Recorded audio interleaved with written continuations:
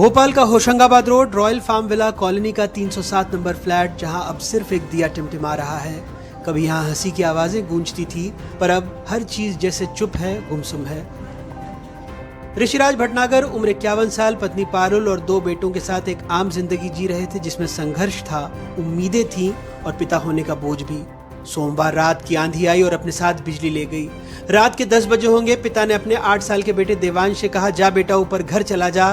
Devansh lift में चढ़ा ही था कि बिजली ने दम तोड़ दिया। लिफ्ट अटक गई और बच्चा अंदर फंस गया। पापा पापा। देवांश की आवाज लिफ्ट की दरारों से बाहर निकली और एक पिता के दिल को सीधा चीरती चली गई। ऋषिराज भागे, सीढ़ियां चढ़े उतरे, फिर जनरेटर तक पहुंचे। हाथ कांप रहे थे, सांसें तेज थीं और दिल शायद इस तेज रफ्तार को झेल न सका। 3 मिनट बाद लिफ्ट खुली। देवांश बाहर आ गया, लेकिन उसके पिता जमीन पर गिर चुके थे।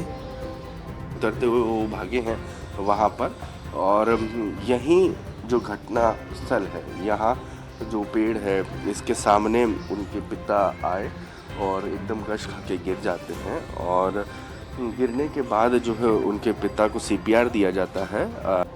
इत्तेफाक देखिए, उसी सुबह पारुल ने वट सावित्री के व्रत में अपने पति की लंबी उम्र की दुआ मांगी थी। किसे पता था कि शाम तक उनकी दुनिया उजड़ जाएगी।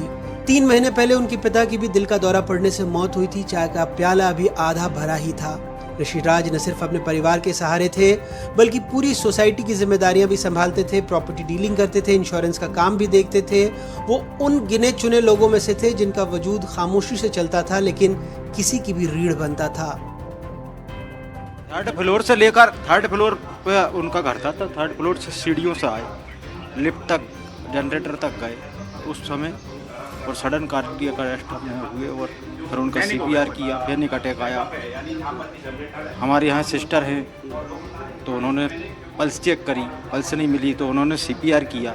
वो रिवर्ट आए, फिर उन्हें तत्काल अपनी गाड़ी से रिवर्ट आने के बाद भी रिवर्ट आए, फिर उन्हें गाड़ी से हम सागर हॉस्पिटल मतलब वो लोग लेकर जा रहे थे, लेकिन रास्ते में मतलब फिर से अरेस्ट। अचानक पावर गया तो लिफ्ट बंद हो जाती है, लेकिन हमारे यहाँ बैकअप सिस्टम है, DG बैकअप सिस्टम, जो थोड़े टाइम में स्टार्ट हो जाता है। उस दिन अनफॉर्चुनेटली थोड़ा उसमें टाइम लग गया, तो ऋषि भाई वही देखने के लिए गए। तो हुआ ये कि वो ज़्यादा पैनिक में आ गए उस समय सडनली, जबकि इतनी पैनिक में आने की ज़रूरत नहीं होती है। वो ज़्यादा पैनिक में आ गए, दौड़ के गए, वो जनरेटर को चालू किया और वापस आए। तब तक लाइट भी आ गई थी एक्चुअली, बट इस उसमें उनकी एक्चुअली हार्ट कार्डियक अरेस्ट हुआ और उनकी अनफॉर्चुनेटली डेथ हुई। जितनी तेज थी वो आंधी, उतनी ही ढीली थी सोसाइटी की तकनीकी व्यवस्था। जनरेटर ने वक्त पर साथ नहीं दिया। पिता भागते रहे एक मशीन के भरोसे, और उसी मशीन ने धोखा दे दिया। बच्चे को घर जाने के लिए उन्होंने बोला था, जो लिफ्ट से जा रहा था, तभी अचानक लाइट चली गई थी, तो वो घबरा गए थे लाइट जाने के बाद, अंधेरा होने के कारण, कि बच्चा लिफ्ट में फंस ना गया हो। इस घबराहट के कारण, वो पैनिक होने के कारण उनको कुछ दौरा जैसा कोई चीज़ पड़ा था, जो जिसके कारण वो मूर्छित हो गए थे। सभी चीज़ को जांच में लिया जाएगा कि उसमें ऑटो सिस्टम रहता है या मैनुअली स्टार्ट करना रहता है, और क्या कारण रहा, इन सब चीज़ को दृष्टिगत रखते हुए जांच की जा रही है। सोसाइटी के लोग अब चुप हैं, तकनीकी खामी की बात को टाल रहे हैं, कह रहे हैं पैनिक नहीं करना था। लेकिन क्या कोई पिता अपने बच्चे की चीख सुनकर पैनिक नहीं करेगा? क्या मशीनें इंसानी जज्बात समझती हैं? 3 मिनट, बस 3 मिनट में एक घर उजड़ गया।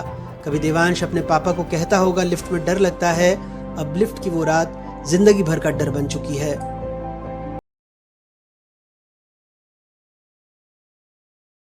चैनल को लाइक, शेयर और सब्सक्राइब करना ना भूलें, और कमेंट करके हमें बताएं आप किस विषय में न्यूज़ देखना चाहते हैं। धन्यवाद।